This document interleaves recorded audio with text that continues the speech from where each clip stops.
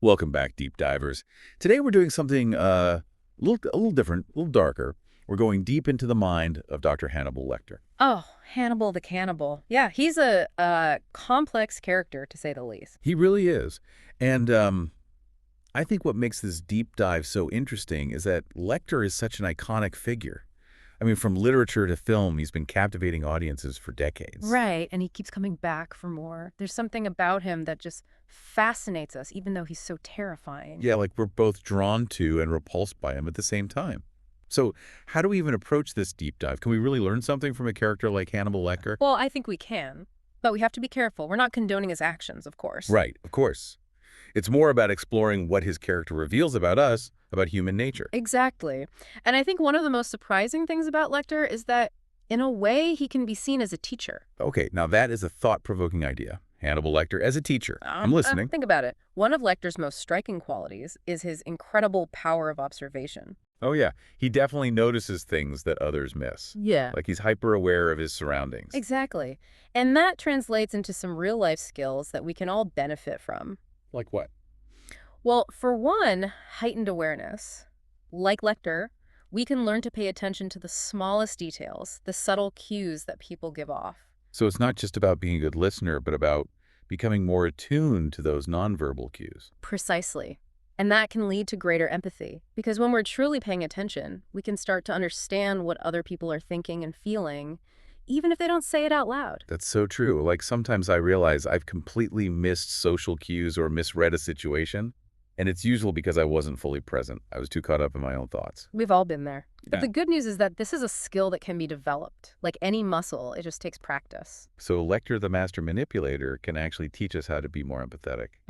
That's kind of mind-blowing. It is, and it goes back to that idea of finding wisdom in unexpected places. Lecter's character forces us to confront the darkness within ourselves and within humanity. Yeah, it's definitely not a comfortable journey, Yeah, but it's a necessary one if we want to truly understand ourselves and the world around us. and it's not just about observation. Lecter also embodies the principles of patience and mastery. Oh, how so? Well, think about his expertise in various fields: psychiatry, art, music, even culinary arts. He's a master of his craft. Yeah. And that didn't happen overnight. Right. It takes years of dedication and discipline to achieve that level of mastery. Exactly. And I think that's a powerful lesson for all of us. We live in a world of instant gratification. But true mastery requires patience, persistence, and a willingness to embrace lifelong learning. It's like the idea of the 10,000 hours rule. Yeah. It takes that much dedicated practice to become a true expert in anything. Right. And Lecter, in his own twisted way, reminds us that the journey is just as important as the destination. So we can learn from his dedication to his craft, even if we don't agree with his particular choice of craft. Precisely. It's about finding inspiration in the most unexpected places. And sometimes those places are pretty dark. Yeah, no kidding. But that's what makes this deep dive so fascinating.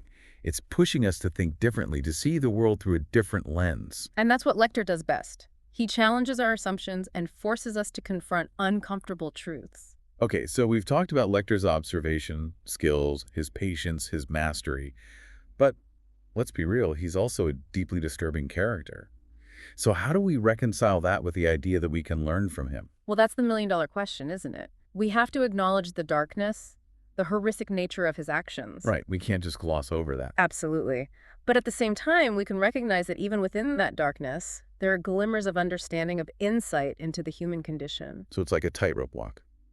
We have to find that delicate balance between acknowledging the darkness and extracting the wisdom. Precisely. And I think that's what makes this exploration so valuable.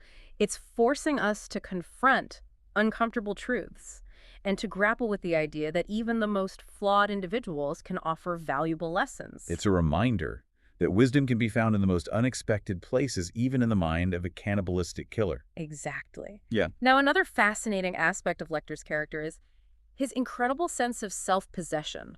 Like he's completely comfortable in his own skin, no matter what. Yeah, he's definitely not seeking anyone's approval. Yeah. He just is who he is, and he owns it.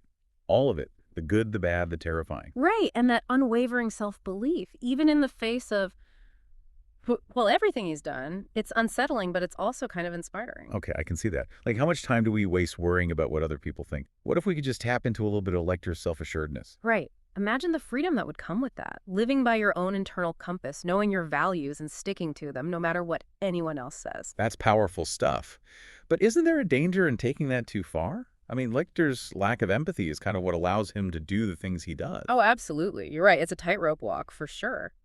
We can admire his self-possession, but we also have to recognize the dark side of it. So it's about finding that balance, embracing our individuality without losing sight of our humanity. Exactly. It's about integrating all the parts of ourselves, the light and the shadow, and using that self-knowledge to navigate the world with confidence and compassion. Speaking of shadow, let's talk about Lecter's relationship with fear. Most people are terrified of it, but he seems to almost embrace it. He does. He sees fear as a tool, both for himself and for others. He doesn't shy away from it. He studies it. He understands it. And then he uses it to his advantage. Chilling, but fascinating. I've definitely let fear hold me back in my life. Fear of failure, fear of rejection, fear of the unknown. We all have.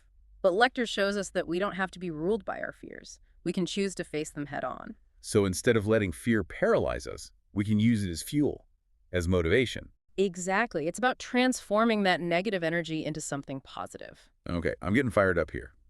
But maybe I'll choose a different dance partner than Hannibal Lecter. Probably a good idea.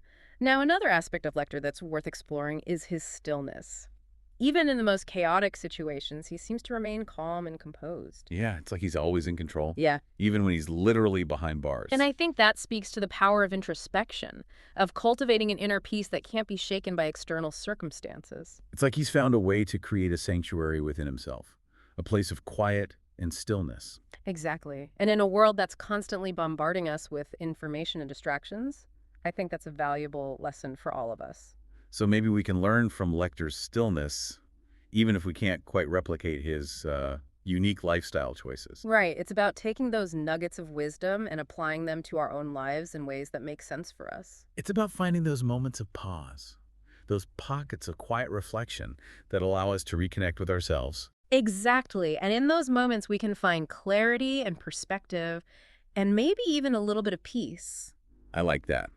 Now, before we wrap up, I think it's important to address the ethical complexities of, finding inspiration in a character like Hannibal Lecter. I mean, he's a serial killer. Right. He represents the darkest impulses of human nature. So Yeah. it's a valid question. Yeah. How can we even talk about learning from someone who's done such horrific things? It feels almost wrong. It does. It's a paradox.